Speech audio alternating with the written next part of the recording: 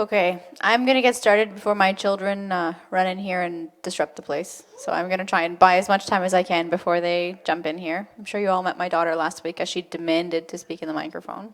It's excellent parenting on my part.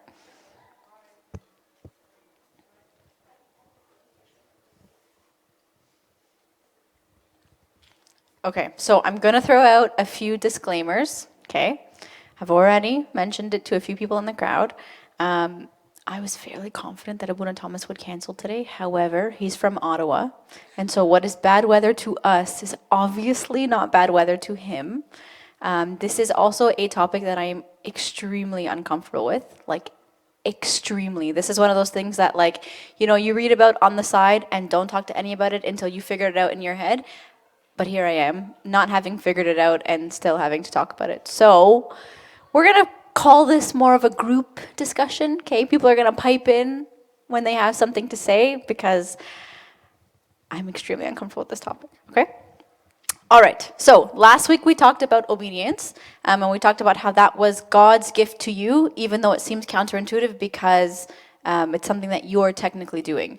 This week, we're going to talk about trust. I'm also, towards the end, going to talk about the difference between obedience and trust and how obedience doesn't necessarily mean that you trust and why. So I just want you to keep last week's talk in the back of your mind because that's, the whole purpose of doing a series. So we'll just, right from the get-go, why is trust a gift? Why is this something that we're calling a gift? The theme is Christmas and gifts and all that, but why are we calling trust a gift? Psalm 125, verse 1, those who trust in the Lord are like Mount Zion, which cannot be moved but abides forever. So what we try to do in these talks in these series is to try to get you to look at a verse and dig a little bit deeper. So it's very difficult when you're reading things quickly or you don't have any context to take something from it, okay? But when you dig a little bit deeper, that's where the benefit comes from. So who trust in the Lord are like Mount Zion. Like, why a mountain? Like, who cares? Like, why not, whatever, any other analogy? The reason why the mountain is the analogy, and the analogy is drawn between trust, is because mountains are immovable, okay? If you are annoyed about something, and you go and you're throwing a tantrum, and you kick a mountain, what's going to happen to the mountain? Nothing. If there's a blizzard, Abuna Thomas, okay? What's going to happen to the mountain? Nothing. If there are horrible rainstorms and hail and lightning and thunder, what's going to happen to the mountain? Nothing. Like if there's a flood, okay, maybe it'll be immersed in water and then it'll come back down. What's going to happen to the mountain? Nothing.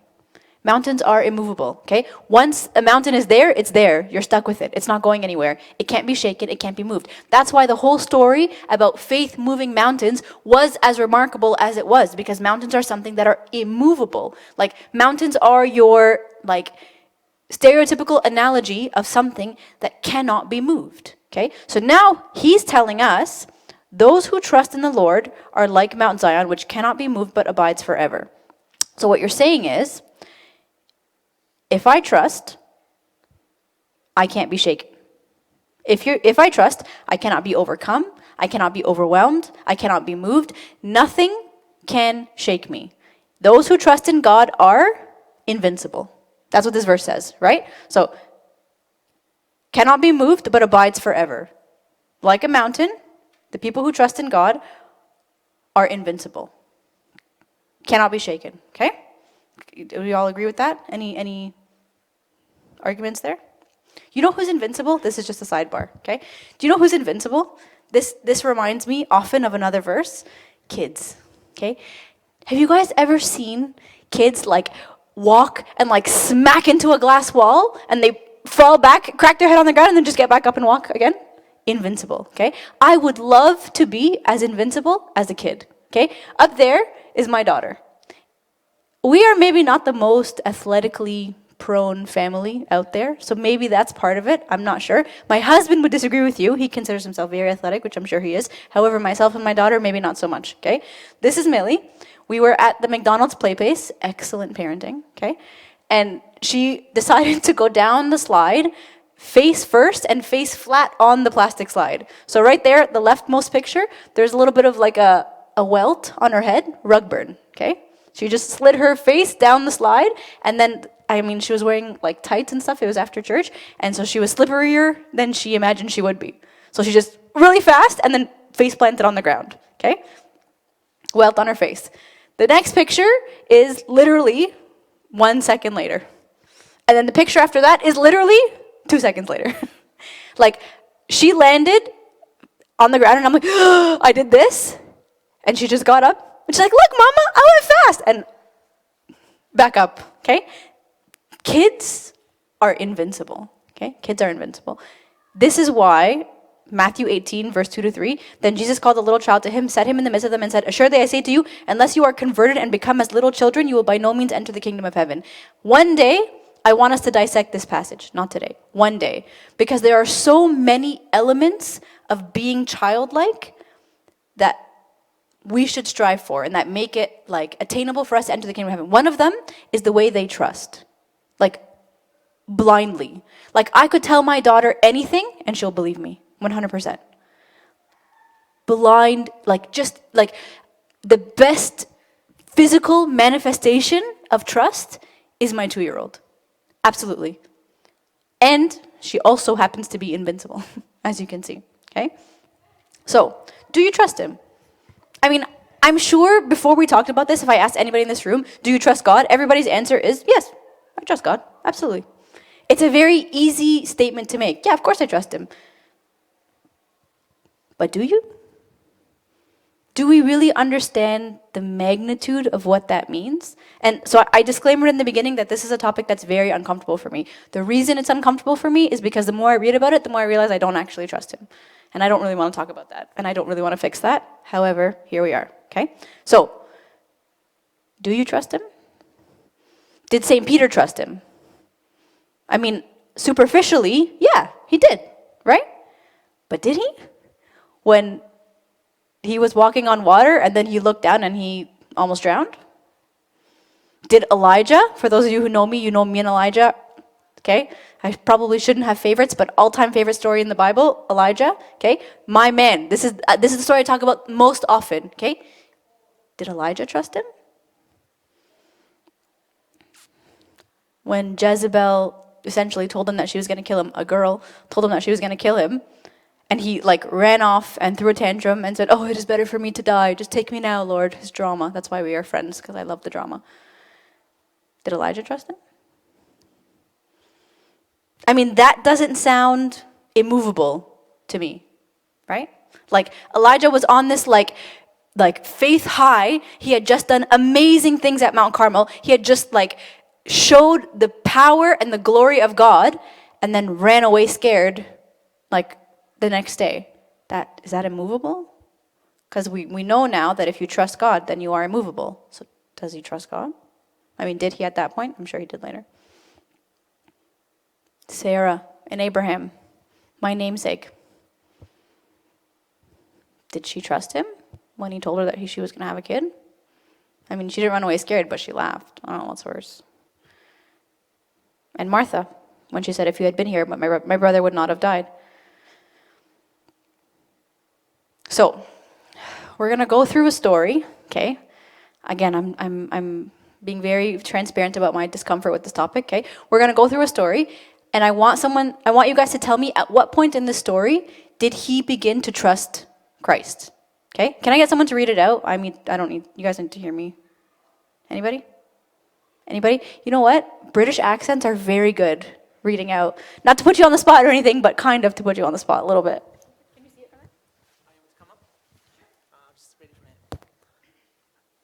So Jesus came again to Cana of Galilee, where he had made the water wine. And there was a certain nobleman whose son was sick at Capernaum. When he said that Jesus had come out of Judea into Galilee, he went to him and implored him to come down and heal his son, for he was at the point of death. Then Jesus said to him, unless you people see signs and wonders, you will by no means believe. The nobleman said to him, Sir, come down before my child dies. Jesus said to him, go your way, your son lives. So the man believed the word that Jesus spoke to him, and he went his way. And as he was now going down, his servants met him and told him, saying, your son lives. Then he inquired of them the hour when he got better, and they said to him, yesterday at the 7th hour the fever left him. So the father knew that it was at the same hour in which Jesus said to him, your son lives. And he himself believed, and his whole household. Doesn't it sound so much better with the accent? Like, he sounds so, like, academic. Okay, so at what point in this story did he begin to believe? What verse? Talk to you later. Anybody? At what point in this passage did he begin to trust? I'm going to use trust and believe interchangeably, okay? At what point in this passage did he begin to trust? What verse? Hello. What verse? Okay. Any arguments there? Anybody disagree with him? Okay. I like where you're going with this.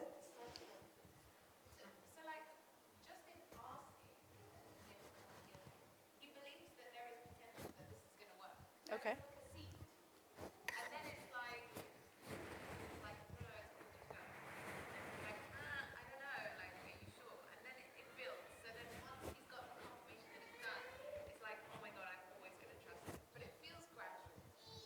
All right.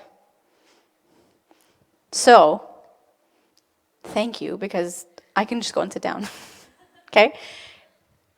What we want to talk about here is that true trust in God, like real trust, not like surface level, not like I think but I'm not sure, like really, truly trusting in Him, the trust that makes you immovable as Mount Zion, is a progression. Okay? It is something that doesn't come instantaneously. It is something similar to all other concepts that you have to work at, that you build up at, okay? So we're going to take this story as an example. So step one, okay, to getting to the point where your trust is immovable or makes you immovable, okay, is hope. So verse 47, okay, when he heard that Jesus had come out of Judea into Galilee, he went to him and implored him to come down and heal his son, for he was at the point of death. So like Marianne said, okay, there was something. The something was hope, okay? Hope is like a base version of trust, okay? It's like step one to truly trusting in Him to the point at which you become immovable, okay? So sorry, that's my Tobes, in case anybody wasn't sure if he was loud, that's him. So hope is like step one, okay? Where it's not that you necessarily trust in Him or trust in what He's saying, it's that you don't trust anybody else, okay? So this guy was a nobleman, okay? The class difference between him and Christ are huge. He was a nobleman, he was a posh guy, like ran in a very like posh circle. Christ was a carpenter, right? Like we know who he was, okay? But not everybody else knew who he was. And so the class difference makes the fact that he came down and implored him, like the fact that he came down to beg him to come and see his son, that's pretty remarkable, because a nobleman doesn't ever usually implore a carpenter, right? So there's a huge class difference there, just at baseline.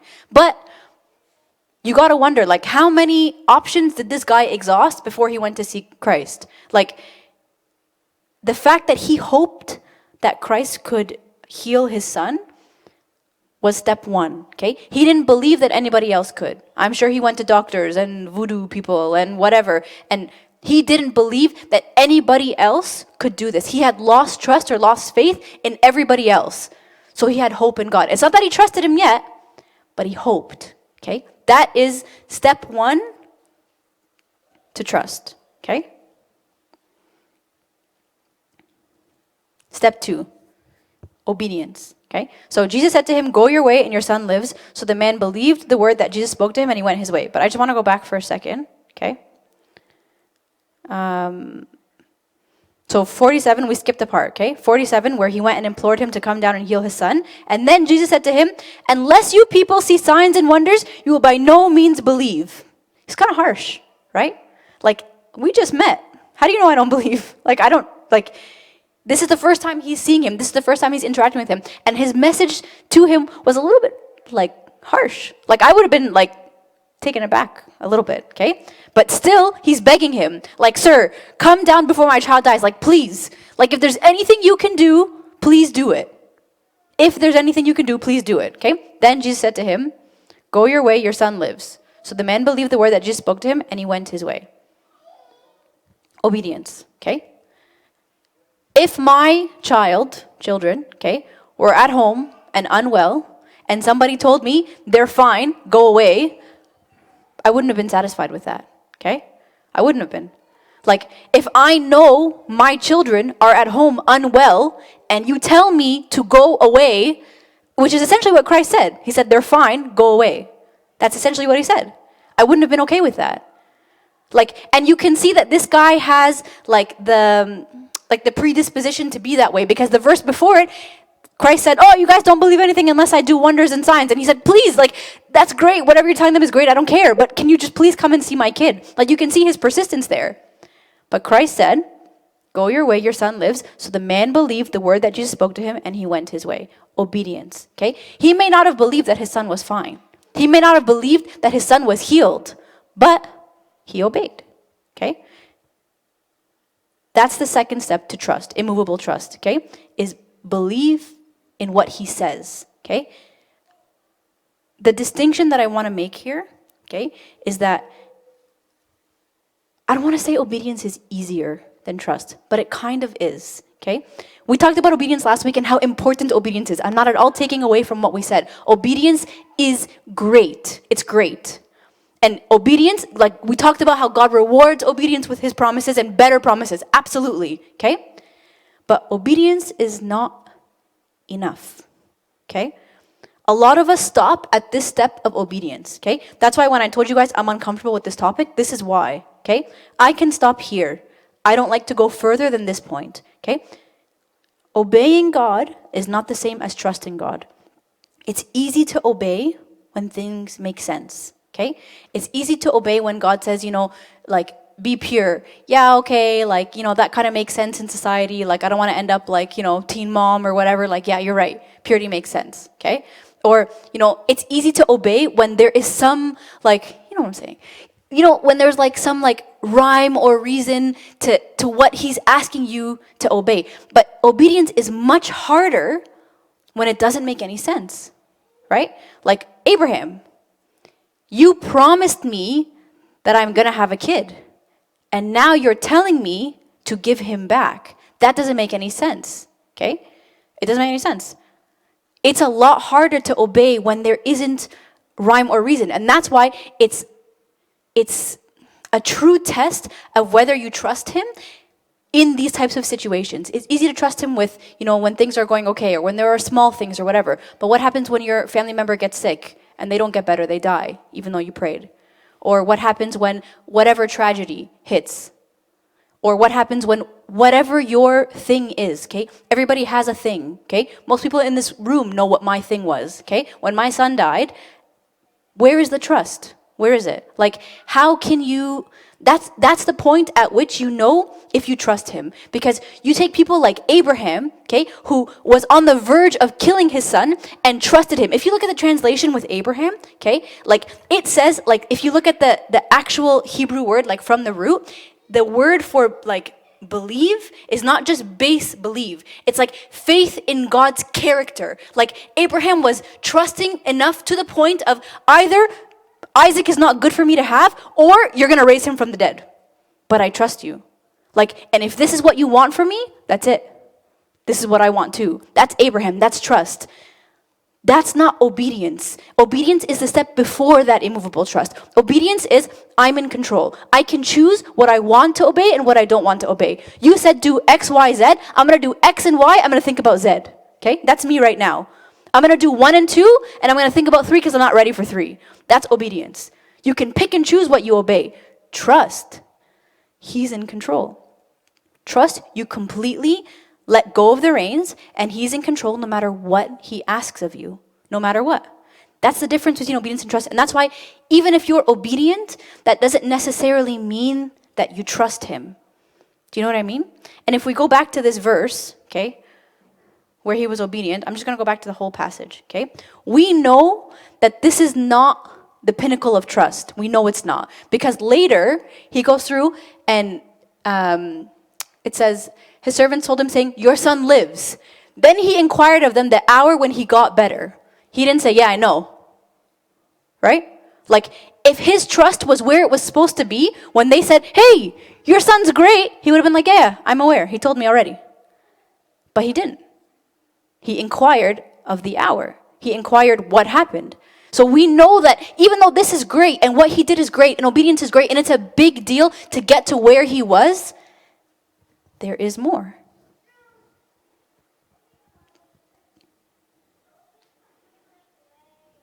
So obedience is believing in what he said, okay?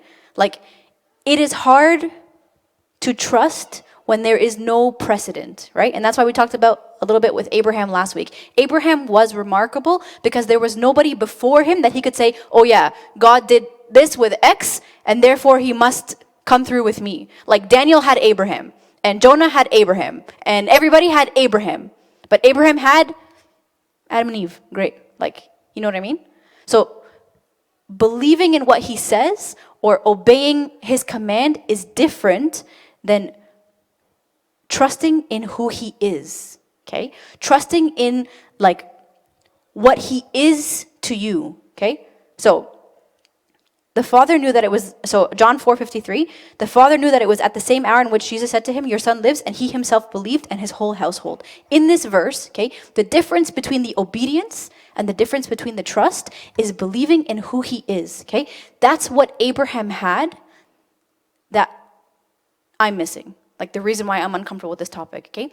Abraham was like intimate with who God was, okay? To the point where he knew no matter what is asked, okay? I know who God is. And because I have intimate knowledge of him, I know that I trust him, okay? For example, okay? Last night, my husband is doing something with our phones. I don't really know what it is. We're changing plans or something like that, okay? Somebody asked me yesterday, oh, what is Rami doing with the phones? I could give the same level of detail that I'm giving you right now. I'm not really sure. Something, okay? We're something about phones and something about plans. And he's like, what's your new plan? I don't know. Is it better? I imagine. I'm not sure. I'm not following the details too closely, okay? And he looks at me and he was like, or not looks at me, he was messaging me. He's like, how can you not know? I don't know or care, to be honest, but I know, okay, that Rami has thought this through. I know that Rami would never make like a financial decision without having like exhausted all options and talked to everybody and called every phone place and like done loads and loads of research. I have no idea what phone I'm getting or what my plan is. I don't have a clue. However, do I know that it must be better than where I started? Yes. Why? Because I know Rami very well. And I know that if this is what he's decided we should do, it must be better. I know. I don't have the details. I don't have the answers. I have no idea like what prompted this. Not a clue. However, do I know that it must be better? Yes. Because Rami decided and Rami wouldn't do this if blank. Okay? That is a very superficial example of God and Abraham. Okay? With Isaac, Abraham knew. Okay? Knew. If he's asking me to do this, it must be better. It must be. Because Abraham didn't trust just in what God said. Abraham trusted in who he was. Like, belief in his word is different than belief in who he is. Belief in his word means there's precedent, okay? There's a promise that I'm waiting for. There's something that I'm banking on. There's something that you told me before and I'm waiting to cash in on it. That's not trust. That's not belief in him. Belief in him is belief in who he is and knowing that whatever he's asked you to do is better with having no information. Having no information, having no precedent, having no reason to believe that this is better, you just trust him. That's trust. And that's why people who are able to do that are immovable. That's why people who are able to do that are like impenetrable. When I met my husband, okay, he used to always make fun of me. When I was younger, I used to always pray for something that I called, my own lingo, nothing to do with anybody else, called a heart of stone, okay? I used to always pray for that. I used to always pray to be that person who is always just cool and composed. And you cannot shake me. And no matter what you say, no matter what you throw at me, I'm just this like stone wall. Because I'm not like, I mean, for those of you who know my background, like we don't come from like a feelingsy kind of family. Like we don't really do that. And I don't like anybody, like I like separation. I like to have my worlds compartmentalized. And I don't like to mix. I don't have Egyptian doctors. Like I don't do that. I like everything to be, separate, okay? And so I used to always pray for a heart of stone because I don't want anything to be able to shake me or to blindside me. Never. Okay? He used to always make fun of me and say, this is crazy. Why would anybody pray to be like uncaring and whatever? What I didn't realize is that this is what I was praying for. Not to be unfeeling, okay, but to be immovable, to be impenetrable, to be the person that trusts him so much that I cannot be shaken, that I cannot be thrown, that I cannot be blindsided. Unfortunately, what I've learned is that the path to this is a little bit more difficult than I thought. So, what if you're me and you're not ready to go there? Okay, you're not ready to like eyes closed and jump right in. This is another reason why I'm uncomfortable with this topic. Matthew 13:58. Now he did not do many mighty works there because of their unbelief. I never, ever, ever want this to be me, or my household, or my service, or my children, or anything that I'm involved in. I never want it to be that God was saying, I wanted to, but. I had every intention of, but. I never want to be the but to that sentence. Never. Like, I never want to be the person that, because I couldn't trust, I couldn't commit, I couldn't whatever, that he wanted to bless and didn't because of my unbelief. If you can believe, all things are possible to him who believes. Like, that is limitless. That is limitless. The last thing that I want to say about this, which I do not like leaving discussions like this, okay? So again, another disclaimer. I feel like this whole thing has been disclaimers. I don't like leaving discussions like this with like this little cliff hanging. Typically, I like things that are very applicable. Like, you walk out the door and you're going to do X differently, right? Another reason why I'm uncomfortable with trust, the path to trust that makes you immovable is personal experience. And I don't have like a formula to give you to say if you do X, Y, and Z, then you'll develop the trust that makes you immovable. I don't have that. Because the path to it is personal experience. What I am going to tell you is that usually the personal experience is difficult. I've been the bearer of bad news last week and this week. I can't sugarcoat that for you. The path to trust is personal experience. And usually he throws you for a loop in order to see if you trust him or not. And that's the point at which you realize that you don't. And that's the point at which things begin to change. So take heart. There are people like you, who are me, who still have not figured it out. Any questions, comments, concerns? Buna? I just also want to clarify that 12:25. Huh?